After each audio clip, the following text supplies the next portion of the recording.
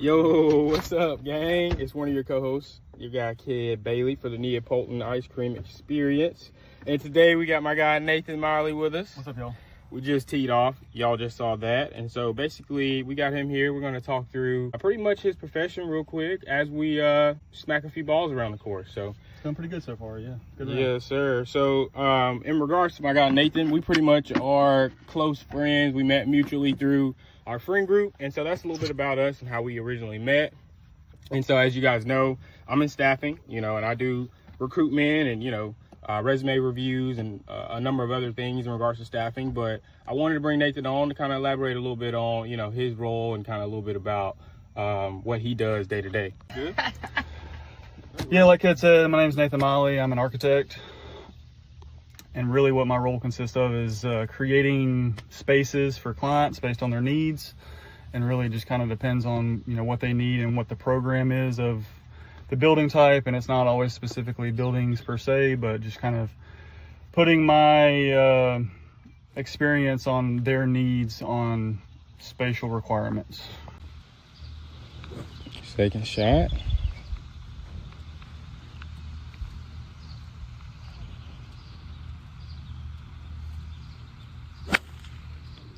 Money. Great swing.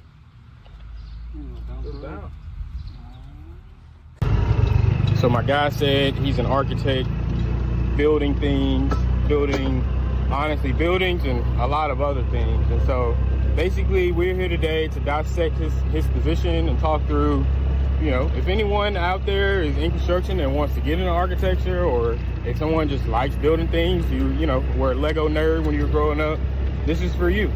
For all the people out there that, are looking for something that really don't know what they want to do, but they like to build things. This is why we're doing this.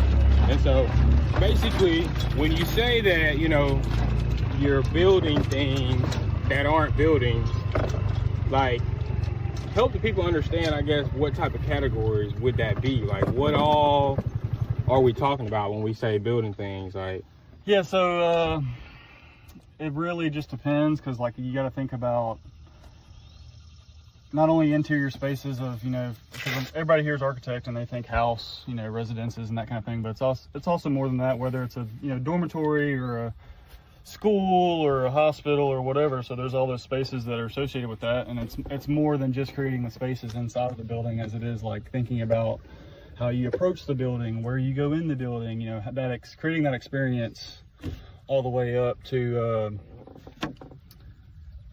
using the building as it's intended to be used. So there's a lot more than just, making the room itself and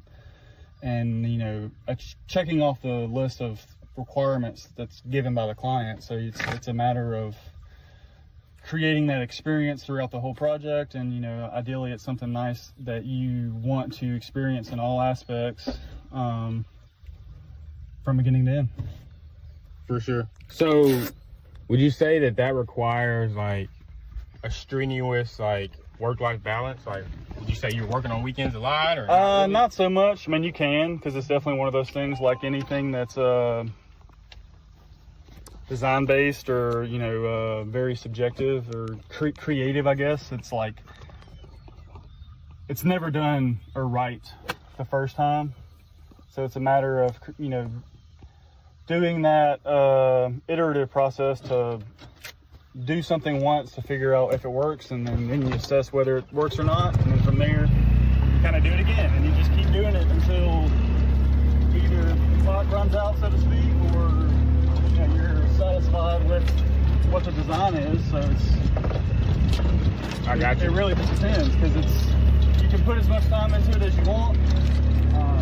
But obviously, depending on your work-life balance, that may not always be an option.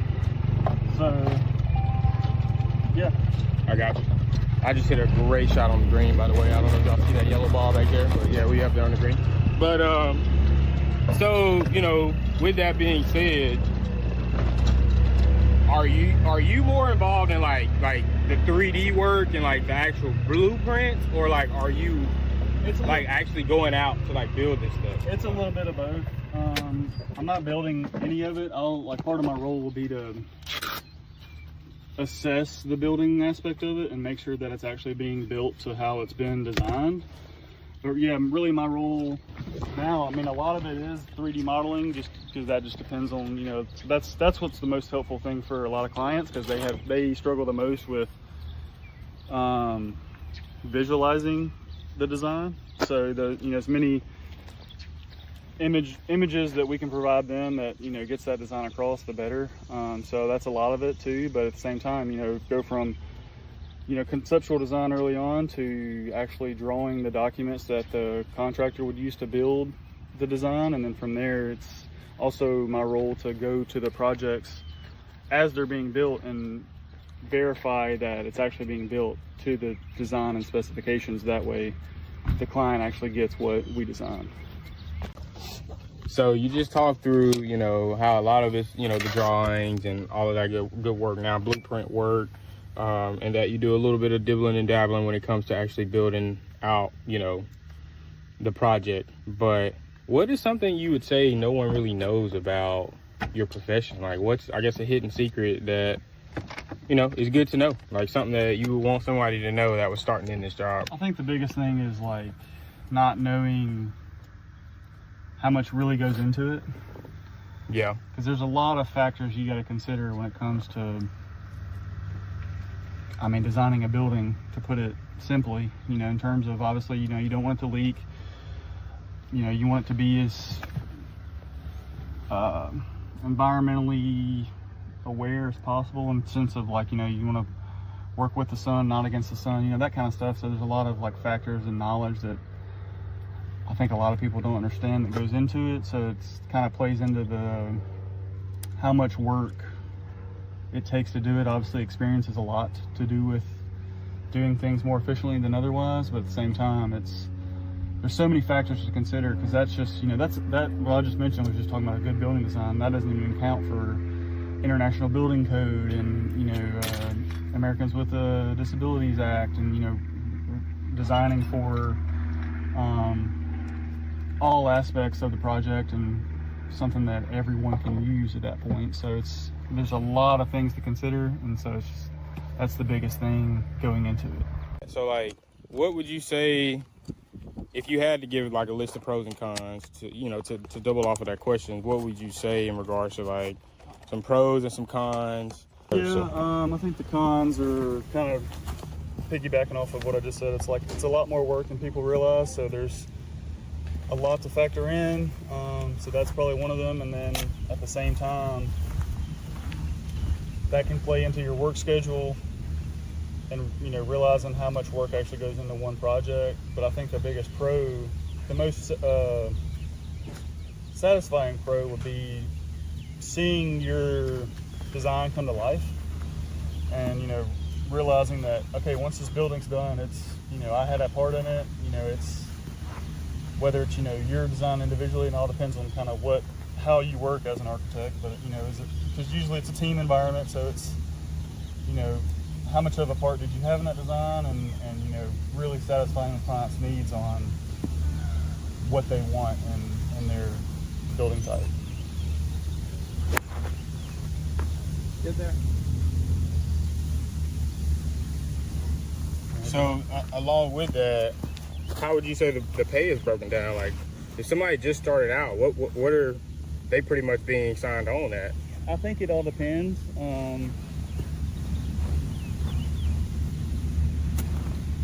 Because the biggest factor there is all about kind of what kind of firm you're at. You know, are you a solo architect? Are you at a big firm, small firm? Is it residential only? You know, commercial? What kind of projects you work on?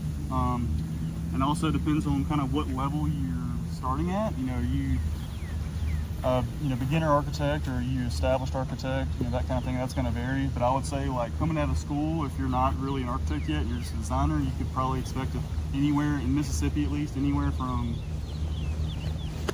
probably anywhere from like high 30s to low 40s maybe. And then obviously as you get licensed as an architect and work up and get those years of experience, and that will only increase based on the projects you're working on. But I think the biggest factor in that is what kind of projects you're working on, and really kind of who the clients are. I got you.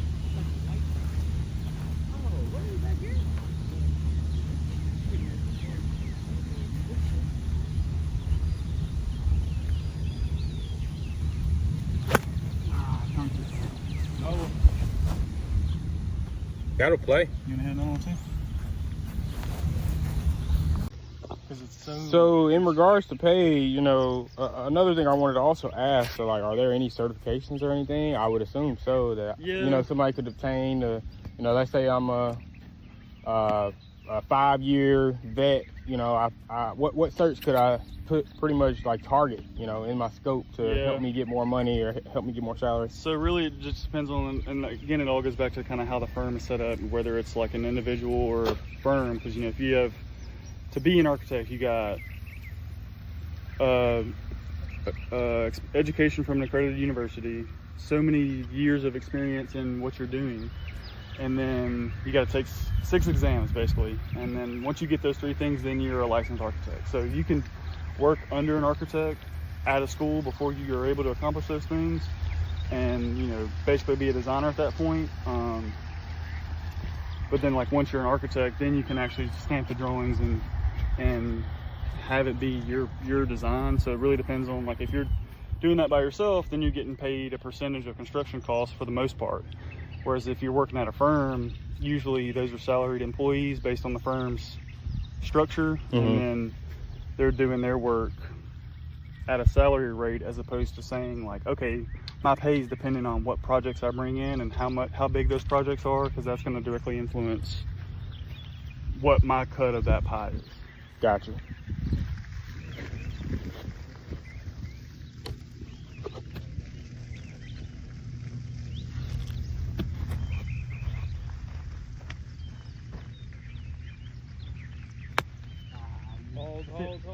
Hold.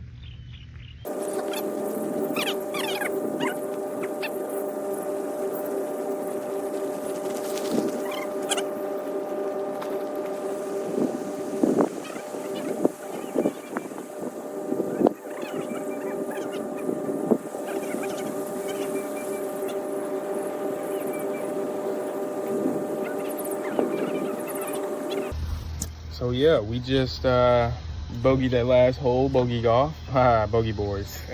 But no, so we were just talking about the money and everything, and, like, you know, your day to day, what that looks like. So I also wanted to go over, like, how do you guys measure success? Like, what would you say, like, how's a good day measured in this line of work? I think a good day is kind of one that goes according to plan. No pun intended. It's you know, you kind of go in with a goal for that day based on that project or multiple projects, depending on what you're working on. And if you can achieve those goals without being sidetracked by, like, let's say an existing project. Let's say I got an existing project that's in construction, but I'm working on a project conceptually that's totally different. So, like, if I'm working on that project, because there's not a whole lot to do hands-on at the moment with the existing project, but then I got contractor call me up and say, hey, we got a conflict between HVAC and electrical, or, you know, whatever, we need to move this, or, you know, how do you want to propose a solution? Then at that point I need to stop what I'm doing on the new project and kind of solve whatever problem comes up in the existing project. And that's really a lot of the job, is, you know, problem solving. Critical thinking is a big thing on every aspect, really, and kind of preventing those problems before they start. And that's a lot where the experience comes into play, kind of knowing what not to do from the jump so that you don't run into those problems down the line, I think is a big thing. So, you know, a good day is kind of like if I go in with a goal of doing X, Y, and Z on this one project and I'm able to achieve those goals for that day, that's a good day. And then, you know, maybe a not so good day would be when I'm constantly pulled from left and right on other projects that ideally wouldn't be a problem, and it's some kind of fire I need to put out, so to speak, and, you know, resolve that issue before I'm able to get back to what I was doing based on my internal deadlines and that kind of stuff. Okay, I got you. Well, you know, now that, you know, we know a lot more about, you know, what you're doing and, like, what your actual profession is, day to day, all that good stuff, how did you even get into this? Like, did you know this is something that you were gonna do at a very young age, or like was it something that just kind of just fell out of the sky? Or No, a little bit of both almost. It's funny you made the comment about playing with Legos earlier, because like I wasn't too big into Legos, but I was very detail oriented from a very young age and very interested in how things come together, and very down to the nuts and bolts kind of thing. So I knew that early on, but at that point I didn't necessarily know if I wanted to do like architecture or like some sort of engineering, because I kind of always equated those two as the same. But that was really before I knew what exactly architecture was. And so that's kind of when I went to Hines, got my basics out of the way so I could make that decision, because I knew, again, it was kind of one of those two paths. And really what got me that interested in it early on was I took a vocational class in high school that was architectural and mechanical drafting. So it was a lot of computer design and drawing either floor plans or nuts and bolts. Literally, people assume you must be a good drawer because you're an architect, and that's not necessarily the case. Like, I wouldn't say I'm a terrible drawer, but there's definitely other people that are way better drawers than me by hand sketching. But a lot of the job now is computer-aided design, so you're in the computer all day long, whether it's 3D modeling or actually doing line drawings. So it's not like you need to be as good of a drawer as you think you do. Sure, you can speed up the process if you are a quick hand sketcher and you can get some ideas out very quickly and cross some things off the list kind of thing. But when it comes to me putting pen to paper, that's probably at this point less than 10% of what I do on a day-to-day basis. I got you. So basically, if I had to give an over-under for the salary to everyone watching, for somebody just starting out, I'm assuming this is definitely going to be under 60 annual, or what are you thinking? I think so. If you're like right out of school, under 60,000. Like if you're right out of school, you got, because I said you got your three parts to become a licensed architect: education, experience, and exams. So you come out of school, obviously you got the education crossed off, but so you're a designer, you kind of know what to do, but a lot of that is kind of that apprenticeship. It's very apprenticeship based. You're working under an architect and they're kind of helping you figure out what to do, what not to do. So you're not as independent as you could be. So yeah, I would say that's very reasonable to be under 60 at that point. And then as you start to increase your experience and obviously get your exams out of the way, so then once you become a fully licensed architect, I think if you're working at a decent sized firm, it should be very reasonable to be over that threshold. Yeah. What's a good ceiling though? Like is 100K like something that's super unreasonable? No, or? It's easily attainable. It all depends on kind of the work you're doing, because usually the bigger the firms, the more projects they're working on. So then at that point, your hands are more involved. The overhead's lower, so you have that flexibility to pay those higher salaries. But like if I was just by myself doing a residential property, obviously if let's say I'm by myself and I'm limited on how many projects I can work on at one time, obviously. But usually like a good rule of thumb is like 6% of construction costs, depending on the project. Obviously there's a lot of variables that factor that in. So if you have a $1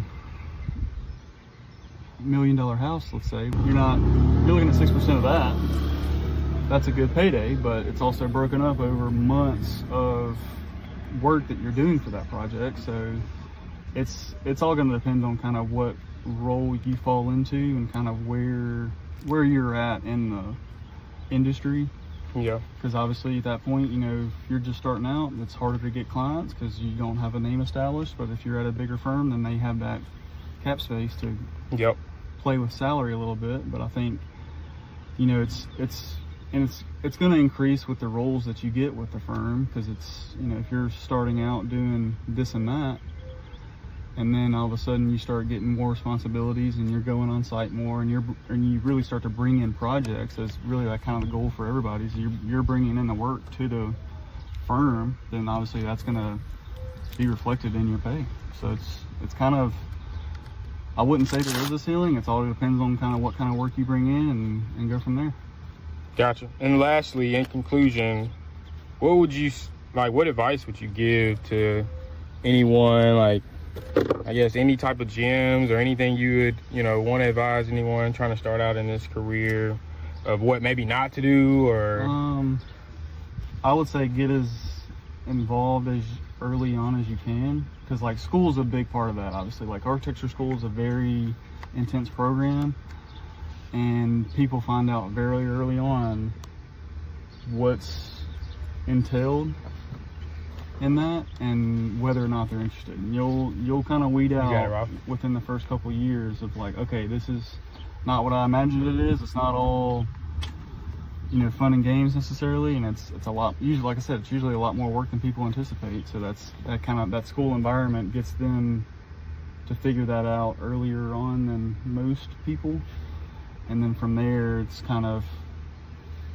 then you're kind of honing your skills on what exactly you want to be, one way or another. So I think an architecture program is a good starting point, and if you're before that program or time in life, I think shadowing an architect is big, because like I said, it's big apprenticeship style profession.